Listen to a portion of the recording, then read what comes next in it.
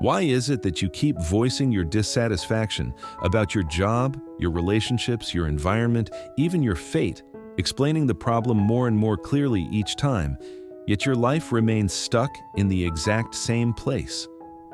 Why is it that the more you complain, the more wronged, exhausted, and misunderstood you feel, while the energy needed to actually change your situation quietly drains away?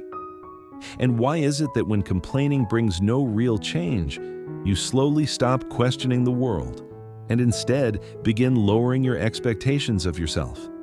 If these feelings feel familiar to you, then today we're not talking about having negative emotions. And we're not here to tell you to suppress, endure, or pretend you've already moved on.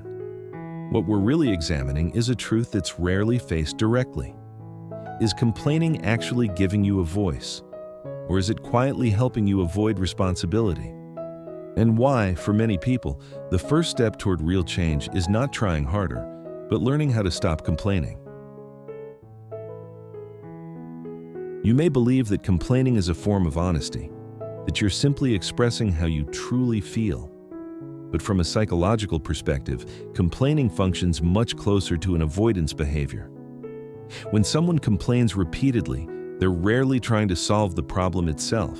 Instead, attention is subtly shifted from "what can I do" to "why shouldn't this be happening to me?" On the surface, it sounds like confronting reality. In practice, it often bypasses the pressure of action. Complaining creates a powerful illusion. As long as you keep talking about the problem, it feels as if something has already been done. But the brain doesn't clearly distinguish between taking action and releasing emotional tension through words.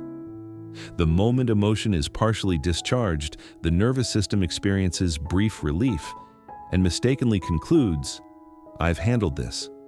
This is where complaining becomes dangerous.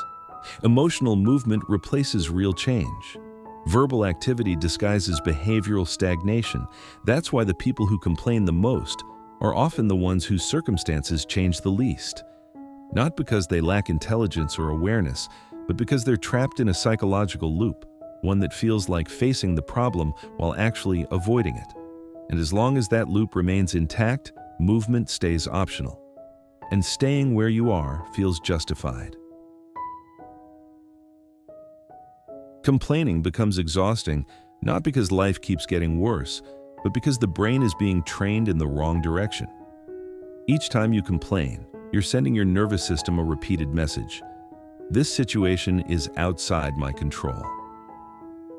When that message is reinforced again and again, the brain begins to reduce motivation to act because it has learned something crucial. Effort has a low return. Over time, you stop searching for solutions, not consciously, but automatically. Instead of asking, "What can I change?" your mind begins looking for new things to complain about. This isn't a personality flaw, it's a learned psychological pathway. Even more subtly, complaining stabilizes a familiar position, the role of the victim. When everything is explained through external causes, your emotional discomfort temporarily eases. You feel justified, you feel understood, at least internally. But the cost is high. You gradually lose your sense of participation in your own life. You feel like someone things happen to, rather than someone who chooses. Powerlessness doesn't arrive suddenly. It's patiently cultivated through repeated cycles of complaint without action. Once you recognize this pattern, a quiet realization emerges. What drains you isn't the difficulty of reality itself, but the long-term habit of placing yourself in a position where nothing can be changed. And that habit, once learned, feels natural, even when it's quietly consuming your energy. Many complaints aren't born from severe hardship, but from an unmet expectation hidden underneath. The world should be fairer to me. As we grow, everyone must complete a crucial psychological transition from a world where needs are noticed, explained, and soothed to an adult world that rarely cushions outcomes for anyone. But for many people, the body grows up faster than the mind. Emotionally, they remain in a place where someone should understand, explain, or compensate.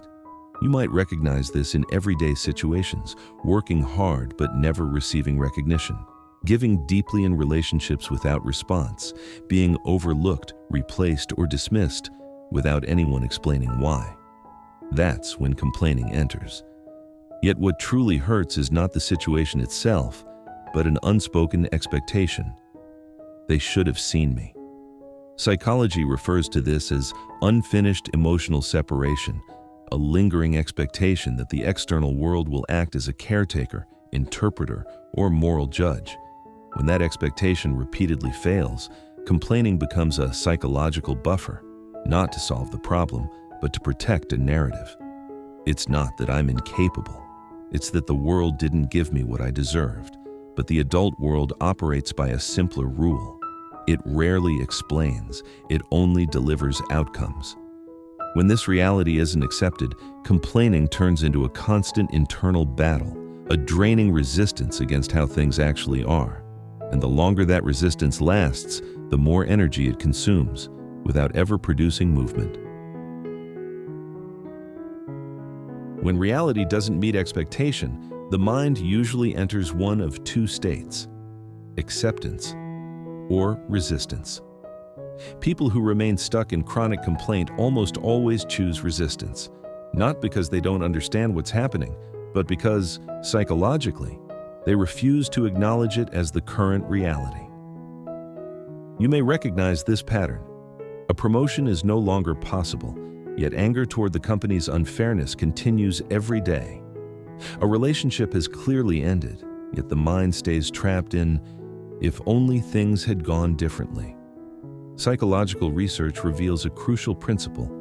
What you continue to resist emotionally stays longer in your inner world, because your attention, energy, and emotional investment remain tied to the belief, this shouldn't be happening. The result is subtle but powerful. Reality moves forward. You stay psychologically frozen. This is why people who complain the most often feel the most exhausted, yet make the least progress. Acceptance, in this context, does not mean approval. It does not mean denying pain or excusing injustice. It is a precise psychological act, acknowledging what has already happened and ending the internal battle against it.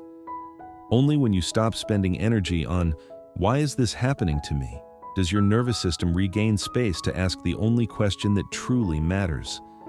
What can I do next? That moment marks a shift from the position of the victim back to the position of the agent, and stopping complaint is often the first sign that this shift has begun. Many people remain trapped in complaint not because their problems are unsolvable, but because their attention is placed almost entirely on what they cannot control. Psychology offers a useful distinction: the circle of concern and the circle of influence. The circle of concern includes things you notice but cannot directly change: economic conditions, industry downturns, your boss's personality, other people's decisions. The circle of influence includes what you can affect: your skills, your choices, your boundaries, your responses. Complaining lives almost exclusively inside the circle of concern. You analyze it, argue with it, replay it, but none of that alters reality. People who begin to move forward develop a different reflex. Each time frustration arises, they ask one quiet question: which part of this can I influence? The moment attention shifts from, why are they like this, to what can I do from here? Something changes internally, not because the problem disappears, but because agency returns. The larger your circle of influence becomes, the smaller your sense of helplessness feels.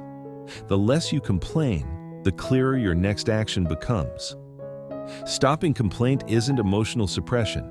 It's the redirection of energy, away from unproductive resistance and toward decisions that can actually be executed. And that redirection is often where life finally begins to move again. Complaining is difficult to stop because it isn't just an emotion, it's a conditioned response. When frustration appears, the brain automatically chooses the most familiar pathway: release rather than action.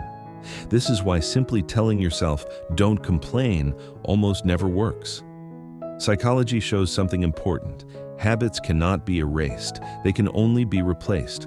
Real change begins not with suppression, but with substitution. Each time you feel the urge to complain, instead of forcing yourself to stay silent, do something small, but concrete. Not a grand plan, not a dramatic reinvention, a single executable action. Send one email, organize one document, practice one specific skill. The power of action is not in its immediate outcome. It's in the signal it sends to the brain. I am not powerless. When this signal is repeated often enough, complaint gradually loses its grip. Because compared to emotional release, the sense of control created by action is more real and more lasting. Proactivity is not a personality trait. It's a learned response pattern. Each time you choose action over complaint, your internal narrative begins to shift. Not because the world suddenly becomes kinder, but because you've started to take responsibility for your own life. Many people spend their lives waiting for an explanation, waiting for the world to clarify why I worked so hard and got so little, why others move forward while I remain stuck, why these things happen to me. Complaint is often the outward form of that waiting, a repeated demand for meaning, for proof that your pain was justified. But the adult world operates by a colder, simpler truth.